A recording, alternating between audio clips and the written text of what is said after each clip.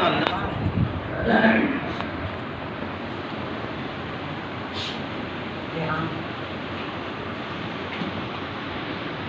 الحمد لله نحمده ونستعينه ونستغفره ونعوذ بالله من شرور أنفسنا ومن سيئات أعمالنا من يهده الله فلا مضل له ومن يضلل فلا هادي له وأشهد أن لا إله إلا الله وحده لا شريك له وأشهد أن محمدا عبده ورسوله.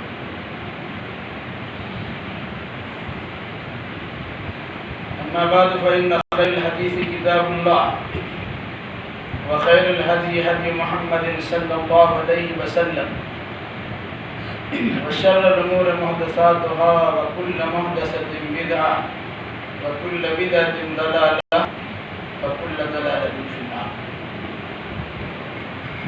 أعوذ بالله السميع العليم من الشيطان الرجيم. بسم الله الرحمن الرحيم.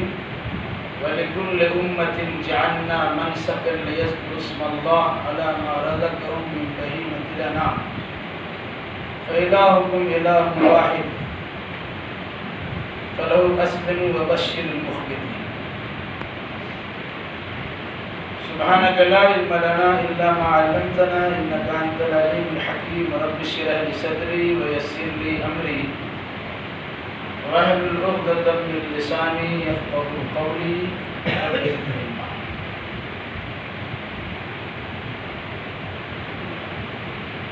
حمد و صلات کے بعد قرآن مجید کی سورۃ الحج سے ایک آیت کریمہ کی تلاوت کی گئی ہے. انشاءاللہ الرحمن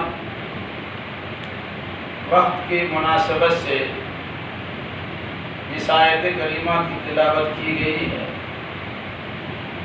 اسی کی روشنی میں چند باتیں آپ کے سامنے رکھی جائیں گی. اللہ ہمیں صحیح کہنے، آپ کو صحیح سننے اور ہم سبوں کو صحیح باتوں پر عمل کرنے کی توفیق مرحمت فرمائے. آمین.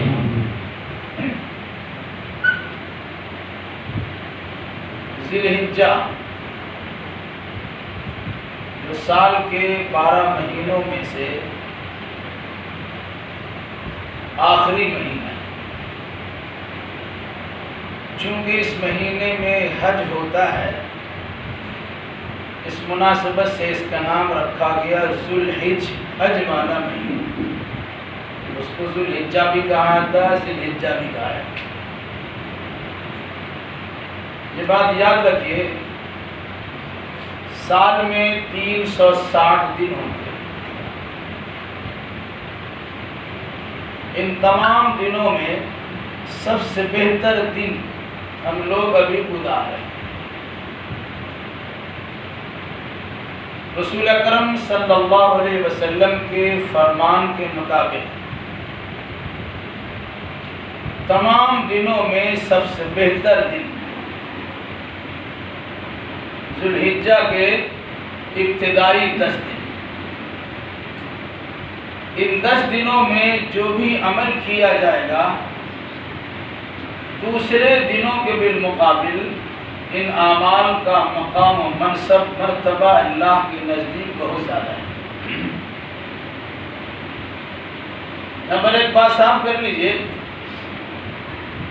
عام طور سے ہم لوگ سمجھتے ہیں، اکثر و بیشتر لوگوں کو معلوم بھی ہے کہ سب سے بہتر مہینہ رمضان کا ہوتا ہے. اس میں کوئی شک نہیں ہے کہ رمضان کا مہینہ سب سے بہتر مہینہ ہے جس میں قرآن مقدس کا نزول ہوا ہے. مگر یہ بات بھی یاد رکھیے کہ رمضان کی راتیں بہتر ہیں، وہ بھی خاص طور سے رمضان کے اخیر عشرہ کی راتیں بہتر ہیں اور ذو الحجہ کی 10 دن بہتر ہیں. رمضان کی راتیں اس لیے بہتر ہے اخیر عشرہ کی کہ ان راتوں میں سے ایک رات ہے جس کا نام ہے لیلۃ القدر، جنہیں اپنی زبان میں ہم شب قدر کہتے ہیں. شب قدر 1000 مہینوں سے بہتر ایک رات ہے. اس مناسبت سے رمضان کے اخیر اشرا کی راتیں بہتر ہیں، ذوالحجہ کے ابتدائی اشرا کے دن بہتر ہے۔ اس کی وجہ یہ بتلائی جاتی کہ ان 10 دنوں میں سے ایک دن عرفہ کا دن اور ذوالحجہ کی 10ویں تاریخ جنہیں یوم النحر قربانی کا دن کہا ہے۔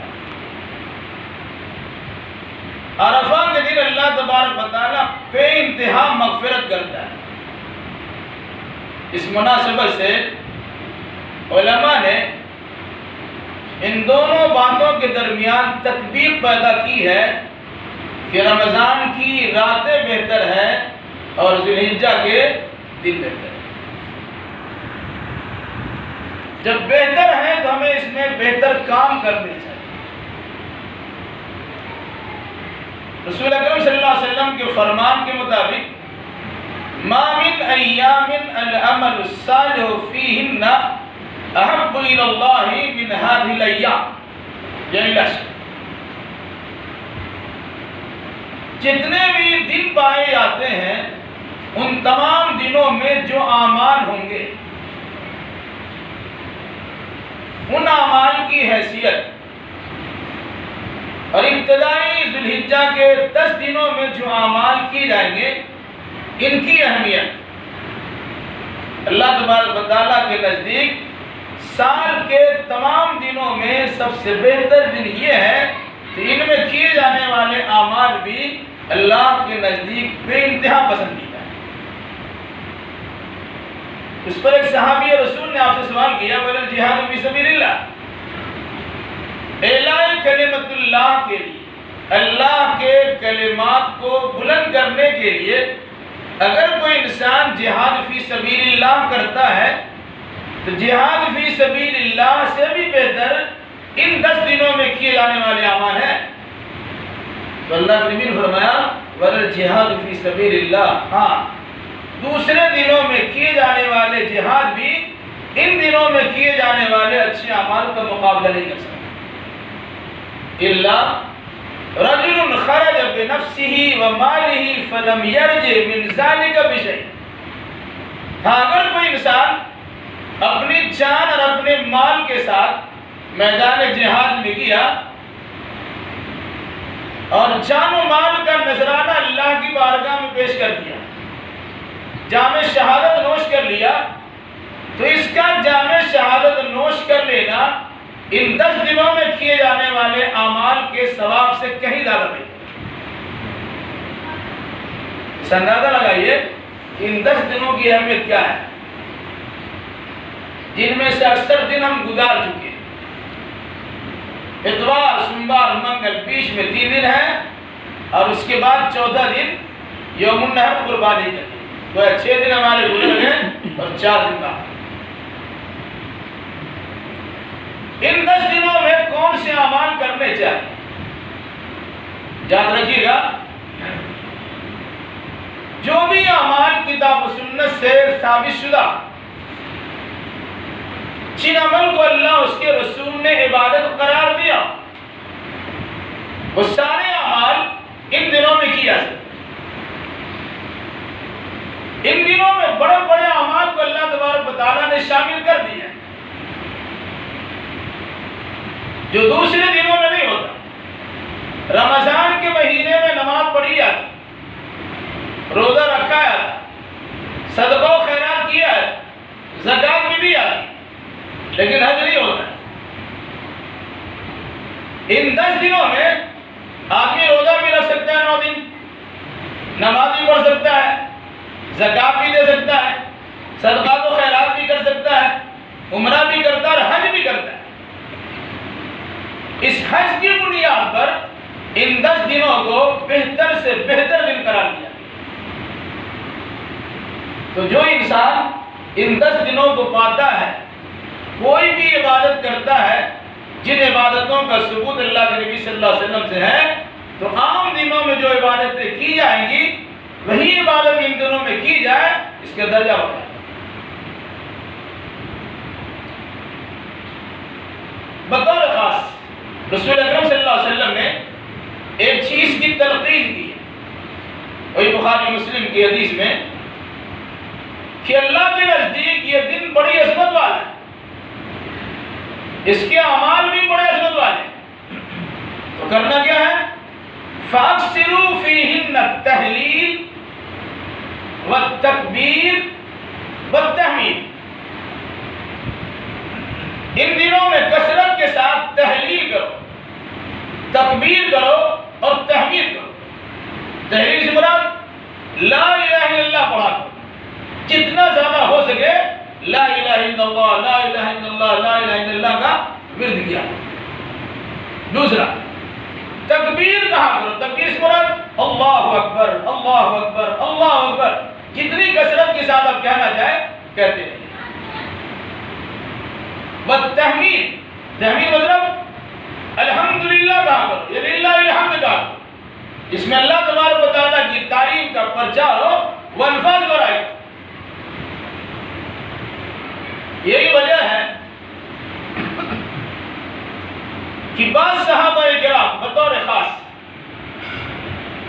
حضرت عبداللہ ابن عمر اور حضرت ابو ہریرہ رضی اللہ تعالی عنہ کہ اپنا معمول تھا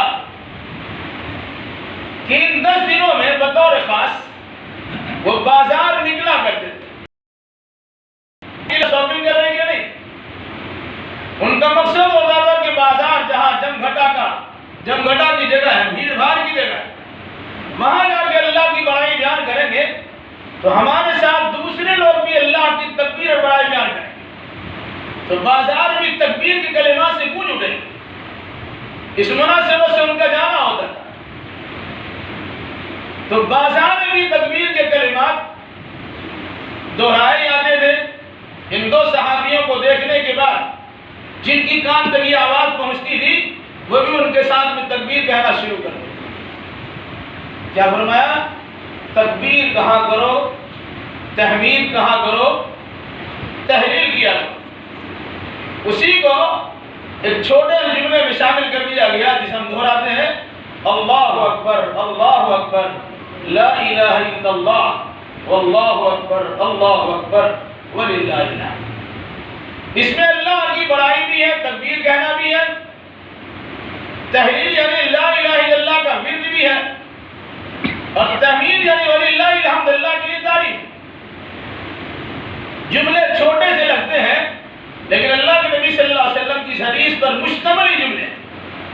اس میں اللہ کے نبی صلی اللہ علیہ وسلم نے جن چیزوں کی کثرت کے ساتھ اپنی زبان سے ادا کرنے کا حکم دیا ہے وہ ساری چیز کے اندر جمع ہے۔ یہاں پر ایک بات یاد رکھیے، علماء نے تکبیر سے متعلق 2 باتیں بیان کی۔ بعض تکبیر مطلق ہے اور بعض تکبیر مقید ہے۔ مطلق تکبیر کا مطلب یہ ہوا ذی الحجہ کے چاند کے نکلنے کے بعد سے لے کر 13 تاریخ تک ہر وقت اٹھتے بیٹھتے سوتے جاتے جاگتے کھاتے پیتے آتے جاتے، اکیلا میں جماعت میں گھر میں مسجد میں دکان میں بازار میں آفس میں، جہاں موقع ملا وہاں خوب بڑی اللہ اکبر اللہ اکبر۔ یہ تکبیر ہے مطلق، ایک عام تکبیر ہر وقت کہنا ہے جس کے لیے وقت کی کوئی پابندی نہیں۔ البتہ تکبیر مقید سے متعلق یہ بات ہے، اللہ کے نبی صلی اللہ علیہ وسلم سے صراحت کے ساتھ کوئی ثبوت نہیں ملتا ہے، لیکن حضرت علی بن ابی طالب، حضرت عبداللہ ابن عباس، حضرت عبداللہ ابن مسعود رضی اللہ تعالی عنہ مجمعین، ان لوگوں کا بڑا عمل تھا کہ 9 تاریخ یعنی عرفہ کا دن، 9 تاریخ کی فجر کی نماز سے لے کر کے 13 تاریخ کے عصر تک ہر نماز، ہر بات جماعت نماز، کسی کی نماز چھوٹ گیا اکیلا تب نہیں ہے، جماعت کے ساتھ جس نے نماز پڑھی ہو، تو ان تینوں صحابہ کرام کے عمل کے مطابق ہر نماز کے بعد 9 تاریخ یعنی یوم عرفہ کے فجر سے لے کر 13 تاریخ یعنی ایام تشریق کے آخری دن کے عصر تک ہر نماز کے بعد پڑھا جائے گا اللہ اکبر اللہ واللہ اکبر اللہ اکبر للہ۔ اس طرح کے اور بھی کچھ جملے ہیں۔ بہرحال تو ان دنوں میں تکبیر کرنے کی تاکید کی، اس کی فضیلت اور اہمیت کو بیان کیا گیا، جس سے اللہ کی بڑائی اجاگر ہوتی ہے۔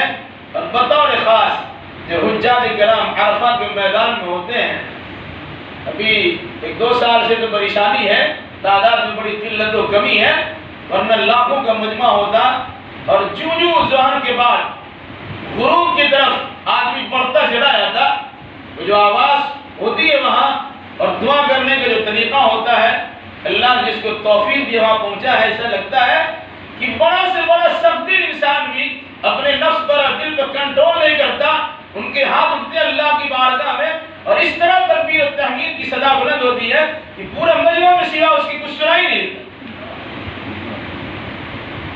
تو اللہ تبارک و تعالیٰ کا کرم، بتائیے اللہ کی بڑائی ہوتی۔ ان دنوں میں بطور خاص دیگر عبادتوں کے ساتھ ساتھ تکبیر اور تحمید اور تحلیل کرنے کا اللہ کے نبی صلی اللہ علیہ وسلم نے حکم دیا، اور صحابہ کرام کا اس پر عمل ہوا۔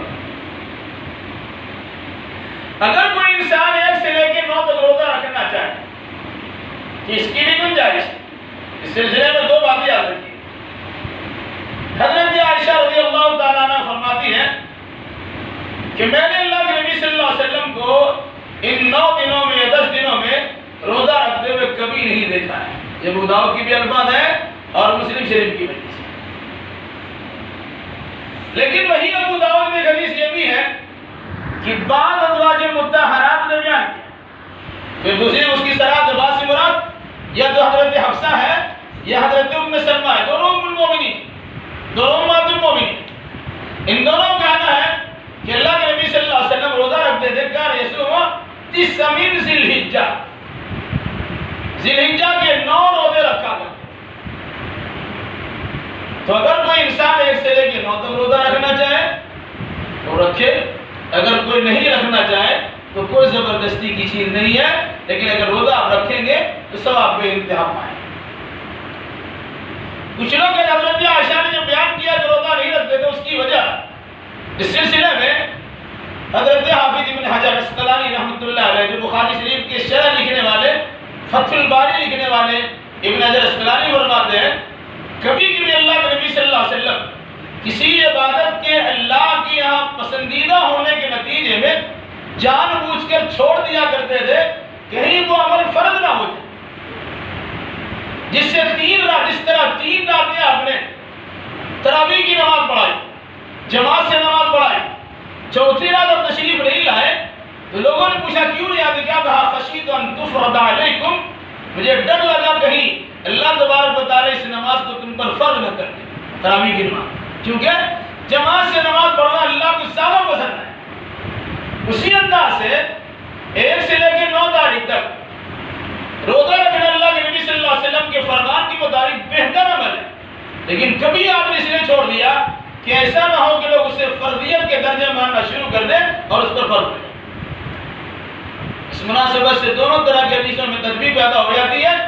ایک بات یہ بتائی جاتی کہ حضرت عائشہ رضی اللہ تعالیٰ عنہ نے اپنے علم کے مطابق یہ بات بیان کی۔ ایک بات یہ بتائی جاتی ہے کہ کبھی ہو سکتا ہے حضرت عائشہ نے اللہ کے نبی صلی اللہ علیہ وسلم کی بیماری کے ایام کو ملحوظ رکھا، یا کبھی سفر کے ایام کو دیکھا اور ان دنوں آپ نے روزہ نہیں رکھا، اسی چیز کو حضرت عائشہ نے بیان کر دیا۔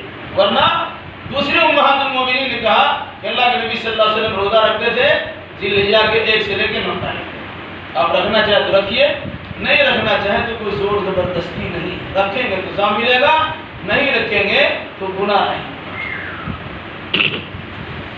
اسی ذی الحجہ کے ابتدائی 10 دنوں میں سے ایک دن، جسے عرفہ کا دن کہتے ہیں، اس دن روزہ رکھنے کی فضیلت کے طور پر اللہ کے نبی صلی اللہ علیہ وسلم نے یہ بات بیان کی ہے۔ میں سمجھتا ہوں کہ اگر کوئی انسان عرفہ کے دن کا روزہ رکھتا ہے تو ایسے انسان کی خطا اللہ معاف کرتا ہے 1 سال پہلے اور 1 سال بعد، یعنی 2 سال کی گناہ معاف ہو جاتی ہے۔ یہ عرفہ کے روزہ رکھنے کی فضیلت۔ ایک مسئلہ ہمارے سامنے چلا ہوا ہے، مختلف ہی مسئلہ اختلاف ہے کہ عرفہ کو روزہ کب رکھا جائے۔ جس دن حاجی لوگ عرفہ میں موجود ہوں گے اس دن روزہ رکھا جائے گا، یا بقرعید سے پہلے 9 تاریخ کو روزہ رکھا جائے گا۔ دونوں طرح کے خیال علماء کرام کے. کچھ علماء نے کہا کہ چونکہ یہ نام عرفہ دیا گیا تو جس دن حاجی لوگ عرفات کے میدان میں ہوں گے اسی دن یہ روزہ رکھنا چاہیے. دوسرے علماء نے کہا کہ نہیں، در حقیقت ذی الحجہ کی 9 تاریخ کا نام ہی یوم عرفہ ہے، جس مناسبت سے ذی الحجہ کی 9 تاریخ کا روزہ رکھا ہے. یہاں پر ایک تیسری جماعت بھی پیدا ہوئی اور انہوں نے کہا اختلاف سے بچنے کے لیے جس دن حاجی لوگ عرفات کے میدان میں ہو اس دن میں روزہ رکھ لیا جائے، اور جس دن 9 ذی الحجہ ہو اس دن میں روزہ رکھ لیا جائے. سب کے قول کے مطابق عمل ہو جائے. مگر یہ تیسرا قول قابل نظر ہے، اس لیے کہیں کہیں جیسے کینیا یا نائجیریا وغیرہ کی طرف میں سعودیہ سے ایک دن پہلے ہی ہو جاتا. اب اگر مان لیں جس دن انہوں نے عید کیا ہے اس دن سعودیہ میں عرفہ کا دن ہے، تو کیا وہ لوگ عرفہ کا روزہ عید کے دن رکھیں گے؟ جیسی بات ہے، عید کے دن روزہ رکھنا تو منع ہے. وہ اگر عید کے دن روزہ رکھ کے عرفہ کا روزہ تو عید کا روزہ رکھنا پایا جائے گا، اور اگر وہ روزہ نہیں رکھتے ہیں تو یہ ہوگا کہ عرفہ کے روزہ سے محروم ہو گئے. اس لحاظ سے بہتر قول یہی ہے کہ آدمی روزہ رکھے 9 ذی الحجہ کا اپنے یہاں کے چاند کی رویت اور شہادت کے اعتبار سے. اگر یہ روزہ عرفہ کے دن کی بنیاد پہ ہوتا تو میری سمجھ کے مطابق عرفہ کے دن حاجیوں کو عرفہ کو روزہ رکھنا ہوتا، لیکن حاجیوں کو عرفہ کو روزہ رکھنا منع ہے. اس کا مطلب یہ ہوا کہ عرفہ کے دن کی بنیاد پر روزہ نہیں. اس لیے بہتر قول یہی ہے کہ آدمی جہاں رہتا ہو وہاں کے 9 ذی الحجہ کا وہ روزہ رکھے گا. انشاءاللہ الرحمن وہ انسان ثواب سے محروم نہیں رہے گا. کیا روزہ ہے؟ جو انسان 9 ذی الحجہ کا روزہ رکھے گا وہ انسان اس لائق بنتا ہے کہ اللہ کے فضل و کرم سے 1 سال پہلے کا گناہ اور اس کے 1 سال بعد کے گناہ اللہ تبارک و تعالیٰ معاف کر دے. اس کے بعد 10ویں تاریخ آتی ہے. 10ویں تاریخ کا نام ہے یوم النحر، قربانی کا دن. یوم النحر میں قربانی ہوتی ہے. قربانی کیا ہے؟ وَلِكُلِّ أُمَّةٍ جَعَلْنَا مَنْسَكًا، ہم نے ہر امت کے لیے، ہر قوم کے لیے قربانی کا ایک طریقہ سکھا دیا اور بتا دیا. حضرت آدم علیہ السلام کی بیٹوں نے قربانی دی تھی. اس زمانے میں قربانی کی صورت یہ تھی کہ جس انسان کو قربانی کرنا ہوتا وہ اپنی پسندیدہ چیز کو کسی اونچی جگہ میں لا کے رکھ دیتا. اللہ تبارک و تعالیٰ جس کی قربانی قبول کرتا آسمان سے آگ بھیجتا، اس کی قربانی کو جلا کے راکھ کر دیتا. جس کی قربانی جل گئی، ختم ہو گئی، اس کا مطلب ہے اللہ نے اسے قبول کر لیا. یہ پہلے کی صورت تھی. وہ سلسلہ چلتا رہا. ابراہیم علیہ السلام کا زمانہ آیا تو اللہ تبارک و تعالیٰ نے ابراہیم علیہ السلام کی آزمائش کی تو اس ساری چیزوں میں امتحان لیا. اس سارے امتحانات میں کامیابی کے منازل کو طے کر لیا. ایک امتحان یہ بھی لیا گیا کہ 86 سال کی عمر میں ایک لڑکا آتا ہو. بڑی منت و سماجت کے بعد اللہ نے ابراہیم علیہ السلام کو ایک لڑکا دیا. جب وہ لڑکا اپنے باپ کے ساتھ کام کاج کرنے میں ہاتھ بٹانے کے لائق ہو گیا، دوڑ دھوپ کرنے کے قابل ہو گیا، تو اللہ تبارک و تعالیٰ نے حضرت ابراہیم علیہ السلام کو خواب دکھایا کہ اپنا بیٹا اسماعیل کو اللہ کی بارگاہ میں بطور قربانی پیش کرو. انہوں نے خواب کا تذکرہ بیٹا سے کیا. اے بیٹا میں نے خواب دیکھا ہے کہ تجھے ذبح کرتا ہوں. ہونار بیٹے نے کہا یا ابت افعل ما تؤمر ستجدنی انشاءاللہ من الصابرین. ابا جان جس کام کا اللہ نے آپ کو حکم دیا ہے وہ کر دو. آپ مجھے صبر کرنے والے بھائی. باپ بیٹے کی تیاری ہو گئی. ابراہیم علیہ السلام نے بیٹے کو پٹک دیا اور جس طرح قربانی کرنے کی صورت ہوتی ہے حلقوم پر حلق پہ چھری چلانا شروع کر دیا تو اللہ نے آواز دی ابراہیم رک جا. قد صدقت الرؤیا انا كذلك نجزي المحسنين. ابراہیم امتحان لینا مقصود تھا، بیٹے کو ذبح کرنا مقصود نہیں تھا. اس امتحان میں کامیاب ہو گئے. پھر اللہ تبارک و تعالیٰ اس کی جگہ پر ایک دمبا بھیجا اس کی قربانی ہوئی اور وہ قربانی آج تک جاری ہو ساری ہے۔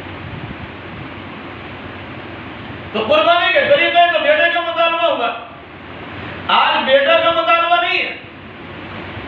اگر کوئی انسان یہ کہتا ہے کہ ہم نے خواب دیکھا ہے کہ بیٹے کو قربانی کرتے ہیں اور کر دے گا، وہ انسان مجرم ہوگا۔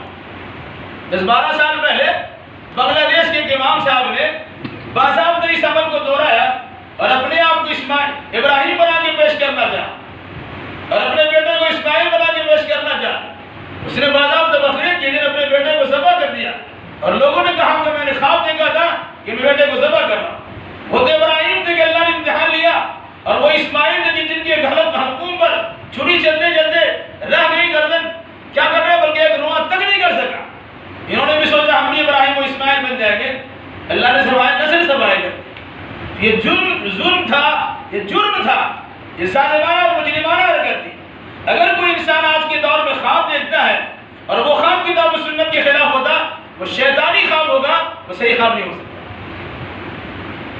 بہرحال ابراہیم علیہ السلام کی آزمائش ہوئی، طریقہ دیا۔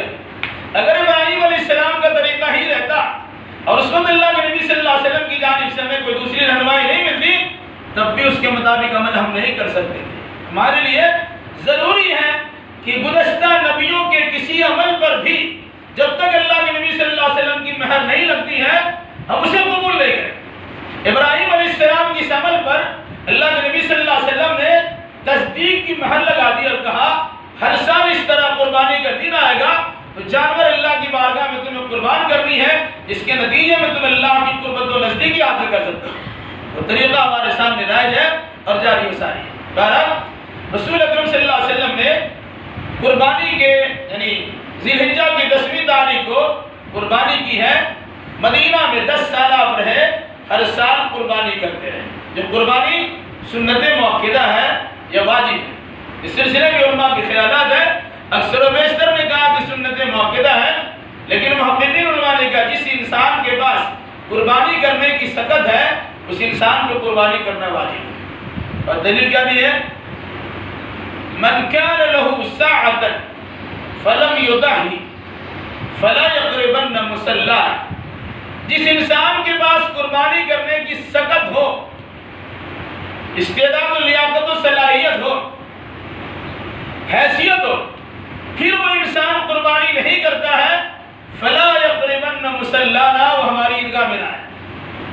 اندازہ لگائیے کتنی ہم کی آج انسان کہتا ہے ہمارے پاس تو پیسہ ہی نہیں ہے، 40,000 کا موبائل اس کے ہاتھ میں ادھر ہے اور 40,000 کا موبائل اس کے ہاتھ میں، پیسہ نہیں ہے۔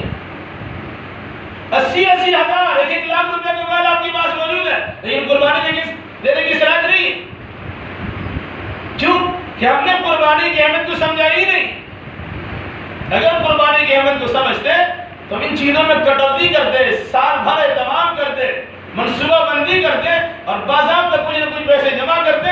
ہم پورا جانور بڑا جانور نہیں دے سکتے ہیں، چھوٹا جانور لے سکتے ہیں، چھوٹا جانور مکمل نہیں دے سکتے ہیں، بڑے جانور میں حصہ تو لے سکتے ہیں۔ اگر آدمی کرنا چاہے تو کر سکتا ہے، نہیں کرنا چاہے تو کچھ نہیں کرتا۔ بہرحال تو اللہ کے نبی صلی اللہ علیہ وسلم نے قربانی کی اہمیت کو بیان بھی کیا ہے اور ساتھ ساتھ امت مسلمہ کے ان افراد کو قربانی کرنے کا مکلف و ذمہ دار بنایا ہے جن کے پاس قربانی کرنے کی سخت اور صلاحیت موجود ہے، اور فرمایا کہ وہ میری عیدگاہ میں لائے جو انسان قربانی کی سخت رکھنے کے باوجود قربانی نہیں کرتا۔ قربانی اگر آپ کرنا چاہیں اور یقیناً کرنا چاہیے، اگر اللہ تبارک و تعالیٰ نے صلاحیت دی۔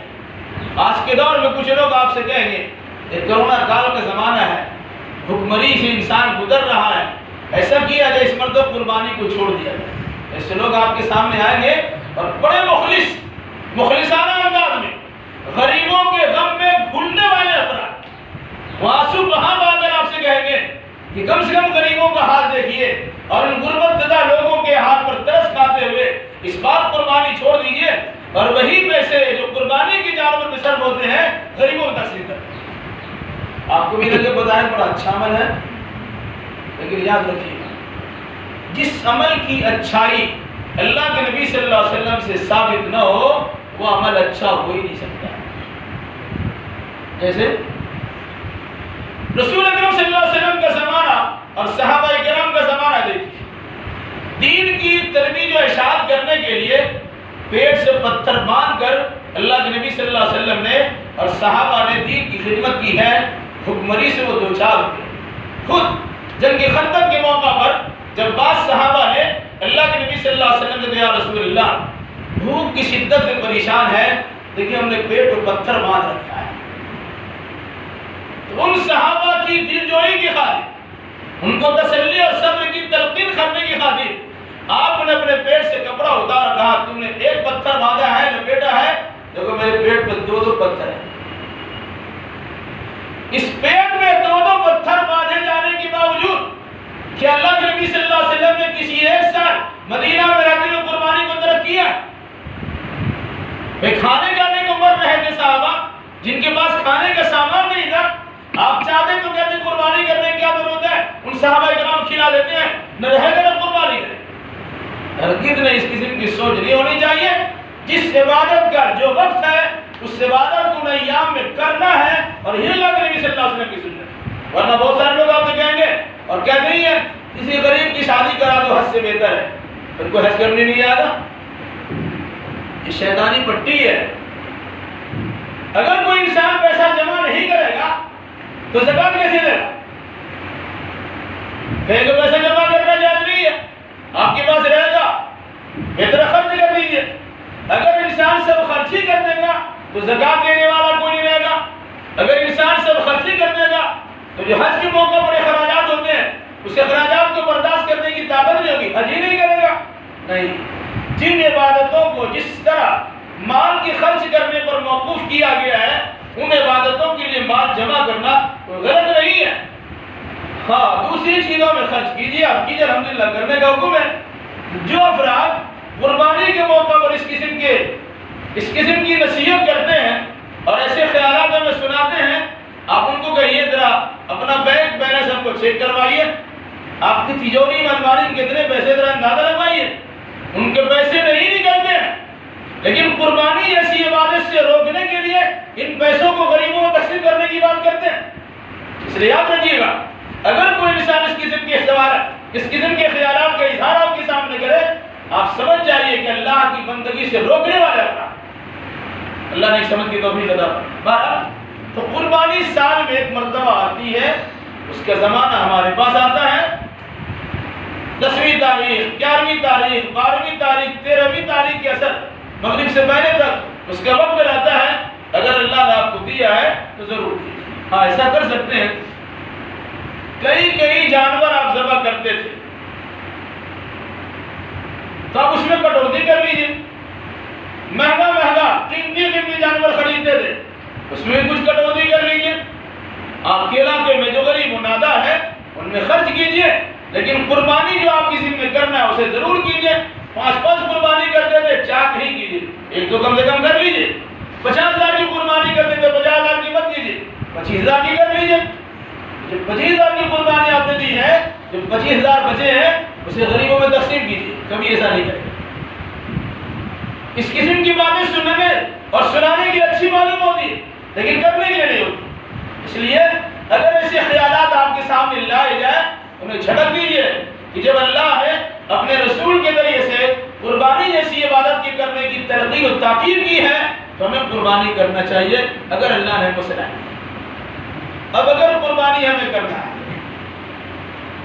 تو بہت ساری باتیں ہمارے سامنے آتی ہیں، سارے مسائل کو ٹچ کرنا تو ممکن نہیں ہے، لیکن ہم سوچتے ہیں آہستہ آہستہ مختصر صرف کچھ باتیں آپ کے سامنے رکھ دی جائے جس کی اہم اور ضرورت ہے۔ جیسے اب ایک انسان قربانی کبھی نہیں کرتا تھا، ایک مسئلہ کھڑا ہوتا ہے، اس کا عقیقہ نہیں ہوا تھا تو قربانی کیسے ہوگی؟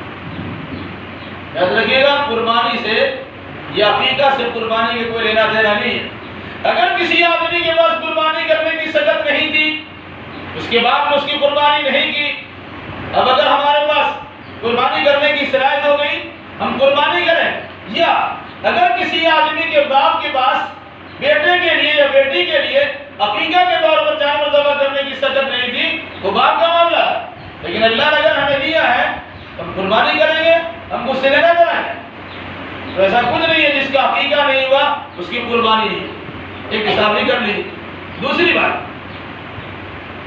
اگر کوئی انسان قربانی دینا شروع کرتا ہے وہ سوچتا ہے کہ پہلے اپنے ماں باپ کی طرف سے قربانی کر دے جو دنیا سے چلے گئے، پہلے قربانی ہوگی، اس سے بہتر ہے کہ باپ کی طرف سے کر دے اور ماں کی طرف سے۔ یاد رکھیے گا، میت کی طرف سے قربانی نہیں ہے، میت کی طرف سے قربانی نہیں ہے۔ ان کے لیے عام دنوں میں صدقہ و خیرات کیجیے، ایثار ثواب کارنامے انجام دیجیے، وہ بہتر ہے، لیکن قربانی کرنے سے پرہیز کیجیے۔ دوسری بات، کبھی کبھی ایسا دیکھا جاتا کہ اللہ کے نبی صلی اللہ علیہ وسلم کی طرف سے ہمیں قربانی کرنا ہے، اور کہتے ہیں کہ اللہ کے نبی کی قربانی کی طرف سے قربانی کرنا آپ سے محبت کا اظہار ہے۔ کیا کسی صحابی کو اللہ کے نبی سے محبت نہیں تھی؟ کسی ایک صحابی سے بھی صحیح سند کے ساتھ اللہ کے نبی صلی اللہ علیہ وسلم کی طرف سے قربانی کرنے کا ثبوت نہیں ہے، اس لیے رسول اکرم صلی اللہ علیہ وسلم کی طرف سے بھی قربانی نہیں کی جائے۔ تو کرتے کیا ہے؟ 7 حصہ ہے، 3 حصہ لے لیا، ایک حصہ اللہ کے نبی کے نام ہے، سمجھتے اللہ کے نبی کو کوئی بڑا احسان کر دیا۔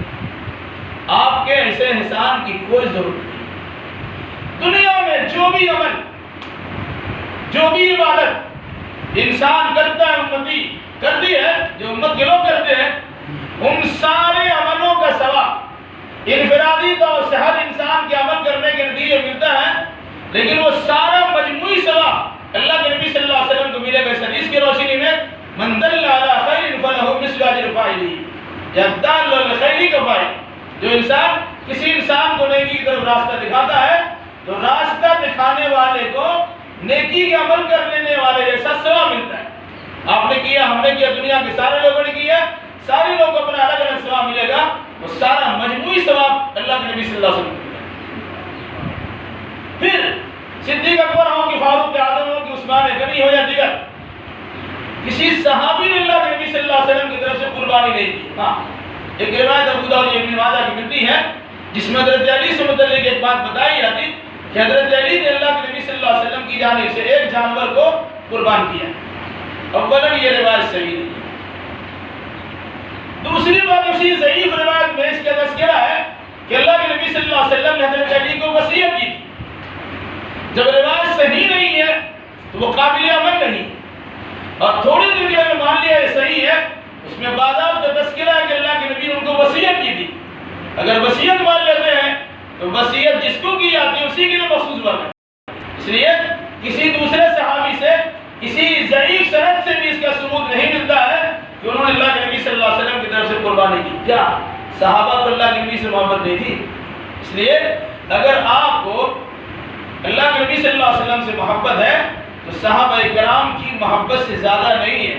کسی صحابی نے آپ کی طرف سے قربانی نہیں، آپ بھی قربانی نہیں کرے۔ ہاں، صحابہ کرام نے آپ پر درود و سلام کا نذرانہ پیش کیا ہے اور اکثر و بیشتر پیش کیا ہے، بطور خاص جمعہ کے دن میں کثرت کے ساتھ درود و سلام کا نذرانہ پیش کیا ہے، محبت کے اظہار کیجیے کہ اللہ کے نبی کے طریق اور سنت کے مطابق سارے اعمال کو بجا لائیے، اور جہاں تک ممکن حد ہو سکے اللہ کے نبی صلی اللہ علیہ وسلم پہ درود و سلام پڑھیے، اور بطور خاص جمعہ کے دن خصوصیت کے ساتھ اللہ کے نبی صلی اللہ علیہ وسلم پر درود کا نذرانہ ضرور پیش کیجیے۔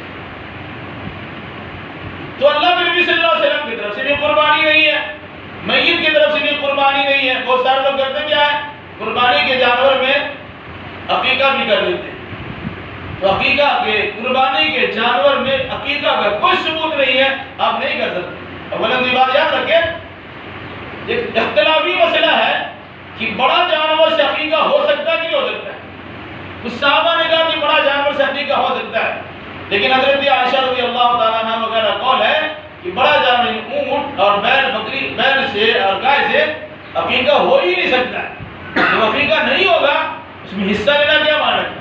پھر جن لوگوں نے کہا کہ بڑا جانور سے عقیقہ کر سکتے ہیں، انہوں نے کہا کہ ایک آدمی کی طرف سے، لڑکا کی طرف سے 2 بڑا جانور کرنا ہوگا، لڑکی کی طرف سے 1 بڑا جانور کرنا ہوگا، اس میں حصہ داری نہیں ہے۔ ایسا نہیں ہے کہ ایک ہی جانور لیا، کچھ بچہ کی طرف سے، کچھ بچی کی طرف سے، لڑکا کی طرف سے 2 حصہ اور لڑکی کی طرف سے 1 حصہ، اس طرح کر کے عقیقہ کر دیا، نہیں ہوگا۔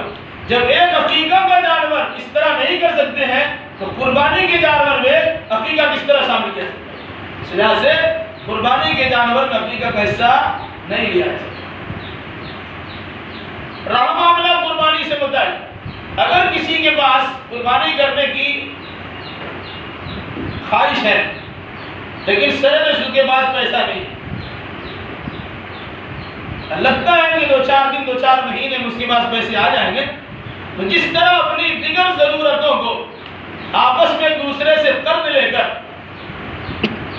ادا کر لیتے ہیں، پوری ضرورت کر لیتے ہیں، اسی طریقے سے اگر کسی آدمی کو لگتا ہے کہ ہم کچھ دنوں کے بعد قرض ادا کر دیں گے، تو وہ انسان قرض لے کر بھی قربانی لے سکتا ہے۔ یہ قربانی کے وقت متعین ہے، سال میں اسی مہینے میں ہوگا، اس کے بعد نہیں ہوگا۔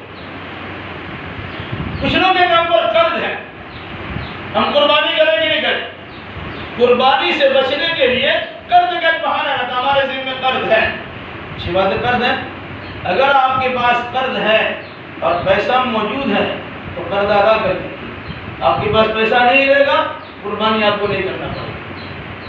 لیکن کرتے کیا، قرض رکھے ہوئے، دسترخوان آپ کا وسیع ہے، ٹھاٹ باٹ ویسی ہے، کر رخت ویسی ہے، شان و شوکت ویسی ہے، وہ جس کا قرض لیا مرتا ہے پرواہ نہیں ہے، لیکن اپنے شان و شوکت میں کوئی کمی نہیں ہے۔ جب زکات دینے کی باری آئے گی ہمارے ذمہ قرضہ ہے، جب قربانی دینے کی باری آئے گی ہمارے ذمہ قرضہ ہے۔ قرضہ دے دیجئے، نہیں رہے گا تو زکات دیجیے گا، تب قربانی دیجیے گا۔ ایسا نہیں ہو سکتا ہے کہ قرض بھی نہیں دے اور زکات بھی نہ دے، قرض بھی نہ دے اور قربانی بھی نہ دے۔ اگر آپ کے پاس سکت ہے تو کرنا ہی کرنا ہے۔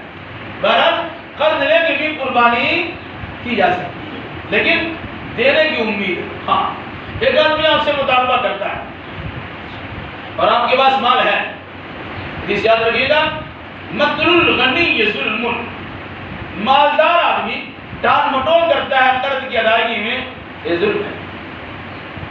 آپ کی ذمہ کسی کا قرضہ ہے اسے ادا کر دیجیے۔ ہاں، اگر قربانی کرنی ہے اسے ٹائم لے لیجیے، وقت لے لیجیے۔ ایسا دیکھا گیا، اللہ نے سمجھ کی توفیق دے، آپ کے لوگ کام کرتے ہیں، ورکر ہیں، مزدور طبقہ ہے، مزدور طبقہ کو اس کی مزدوری آپ روکتے ہیں اور قربانی لمبی چوڑی کرتے ہیں۔ یہ مشاہدہ ہے۔ اگر کہا جائے کہ اس کو تنخواہ دینا ہے، جب بعد میں دے دیں گے تو اس کو بھی تو برابر کرنا، عید کرنی ہے، اس کے عید کی پرواہ آپ کو نہیں ہے، لیکن اپنے لمبے چوڑے جانور اور قیمتی قربانی کے جانور کو خرچ کرنے، قیمتی قربانی کے جانور خریدنے کی صلاحیت ہے۔ یاد رکھیے گا، ان غریبوں سے جن سے آپ کماتے ہیں، جو آپ کے کاروبار کو ترقی دینے کے ذرائع ہیں، جن کی محنتوں کی مشقتوں کے نتیجے میں آپ کامیابی کے منازل طے کرتے ہیں، اگر آپ نے اس کا دل دکھایا ہے اور کہیں ان کے دل سے نکل گئی، پھر آپ کا سارا کاروبار پڑا رہ جائے گا اور پھر دقت و پریشانی آپ چلے۔ اس لیے جہاں آپ کی عید ہو رہی ہے ان کی بھی عید چاہیے، جہاں اپنی خوشی آپ کرنے جا رہے ہیں، منانا جا رہے ہیں، ان غریبوں کی بھی خوشی ہے، تو 4000 ہی صحیح، ان کے لیے وہی بہت بڑی بات ہے۔ ان چیزوں کا خاص خیال رکھا جائے تاکہ ہم اپنی خوشی منا سکیں، ان کو بھی خوشی منانے کے مواقع پیدا کیے جائیں۔ رہا مسئلہ قربانی کے جانور خریدنا ہے، آدمی جانور خریدنے کے لیے نکلتا ہے، قربانی سنت ہے یا واجب ہے، اس کے لیے کئی وقت کی نمازیں ختم کی جاتی ہے۔ چلے قربانی کا جانور لینے کے لیے، پھر اگر اس میں نیت کی خرابی پیدا ہوگی، فضول پیدا ہو گیا، کیا فضول؟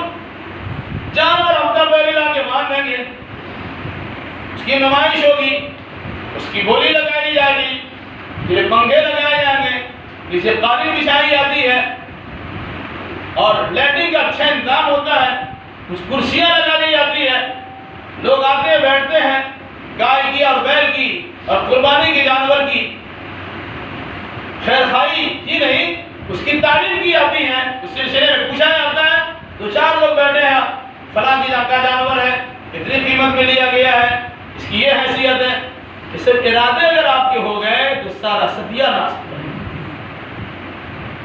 اس لیے قربانی اخلاص للہ کے ساتھ کیجئے اور ان دکھاوے کی چیزوں سے پرہیز کیجئے۔ برہم قربانی کے جانور خریدنا اچھا ہے، کبھی ایسا ہوتا ہے کہ جانور آپ کو پسند آ گیا، اس کی قیمت اتنی نہیں ہے لیکن آپ کو پسند آ گیا تو منہ مانگا دام لے کر چلے آتے، دیکھا 3 لاکھ 4 لاکھ लाख 5 लाख 7 लाख तक की गाय है। वो क्या गाय है भाई? मान लीजिए अगर 50,000 का जानवर लाते हैं, 2 लाख का जानवर आपने खरीदा है, एक गाय 2 लाख, उसी का आप 4 गाय कर सकते हैं। उन 2 लाख गाय से ज्यादा गोश्त भी मिलेगा और मजेदार गोश्त मिलेगा। इस तरह भी सोच के देखिए, उसकी चमड़ियां आएगी तो मदरसे को और गरीबों का फायदा होगा। इस एतबार से भी सोचिए। लेकिन आदमी अपनी पसंद के लिए मनमानी तरीके से ऐसी हरकतें करता है कि जिसके नतीजे में वो माल तो सरफ हो जाता, इलाके में उसका नाम तो हो जाता, उसकी तारीफ हो जाती, उसका तज़किरा बार बार होता है, लेकिन सवाब से महरूम रह जाता। इसलिए ऐसी हरकतों से, ऐसी चीजों से परहेज किया। कुर्बानी का जानवर आपने लिया, अच्छा लगा, आपने ले लिया, मालूम पड़ा यहाँ आने के बाद उसके पेट में बच्चा है, हामला जानवर। अब उस हामला जानवर की कुर्बानी कर सकते हैं, करने में कोई हरज नहीं है। या मान लीजिए अगर आपने जानवर ज़बह किया, पेट से जानवर का बच्चा निकला, जिंदा निकला या मुर्दा निकला। जिंदा अगर निकला तो उस बच्चे को ज़बह करना पड़ेगा, मुर्दा निकला तो समझ जाइए कि माँ के साथ उसका भी ज़बीहा हो चुका है और माँ का भी गोश्त खाइए, उसके बच्चे का भी गोश्त खाइए, कोई हरज नहीं। इसी तरीके से अगर आप लाए और बच्चा पैदा हो गया तो कहा उस माँ को भी ज़बह किया और उस बच्चे को भी ज़बह किया। अगर आप जानवर से ले आए, उसका थन में दूध पड़ा हुआ है, तमतमाया उसकी छाती है, पानी लेकर तो उसके दूध को सुखाया जा सकता है। लेकिन अगर आपने दूध सुखाया नहीं तो दूध लिया, आप उसे पी भी सकते हैं, किसी को पिला भी सकते हैं, कोई हर्ज नहीं है। हाँ, अगर उस दूध को बेचेंगे तो फिर वो पैसा गरीबों में तकसीम करना पड़ेगा। इन चीजों को सामने रखिए और फिर उसके बाद कुर्बानी से मुताल्लिक ये अकीदा नजरिया रखिए कि जानवर कड़ियल किस्म का होता है, अड़ियल किस्म का होता है, शरकस किस्म का होता है। आप उस जानवर के नाक में लगाम डालते हैं और फिर उसके बाद अपनी महारत के साथ उसे पटकते हैं, उसे ज़बह करते हैं, चमड़ियाँ छीलते हैं, गोश्त खाते हैं और खिला देते हैं। हम समझते हैं कुर्बानी इसी का नाम है, लेकिन नहीं। सूरह हज में जो अल्लाह तबारक व तआला ने फरमाया कुर्बानी का तज़किरा करते हुए, उस चीज़ को सामने रखिए, बहुत बड़ा दर्स है और बहुत बड़ी तारीफ। वलिकुल्लि उम्मतिन जअलना मनसकन लियज़कुरु इस्मल्लाहि अला मा रज़क़हुम मिन बहीमतिल अनाम।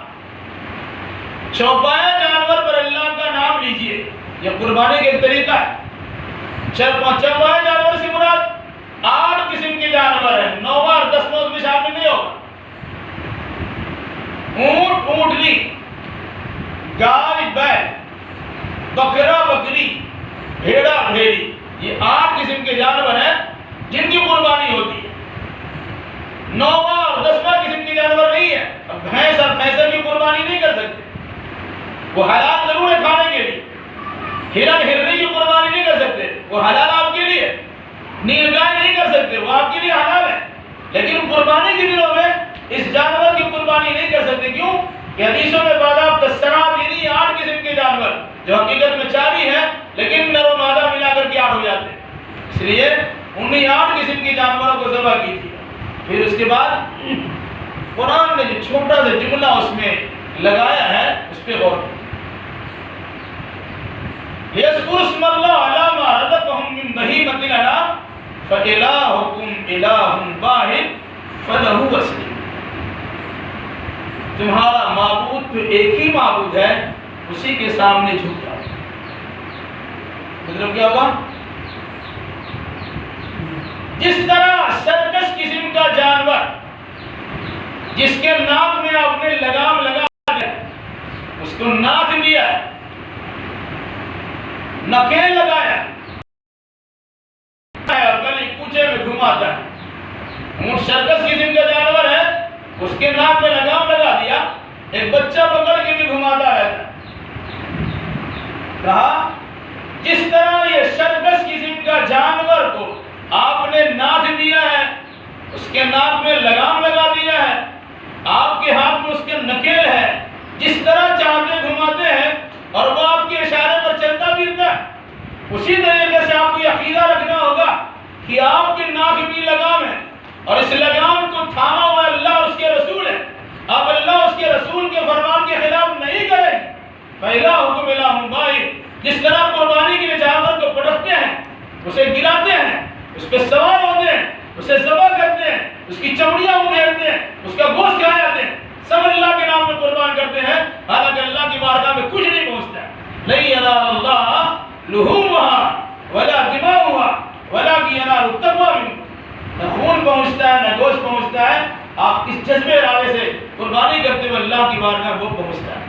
اسی طریقے سے کہا فَإِلَٰهُكُمْ إِلَٰهٌ وَاحِدٌ. آپ کا معبود بھی تو ایک ہی معبود ہے. فَلَهُ وَأَسْلِمُوا. اسی کے سامنے جھک جاؤ. مطلب کیا ہوا؟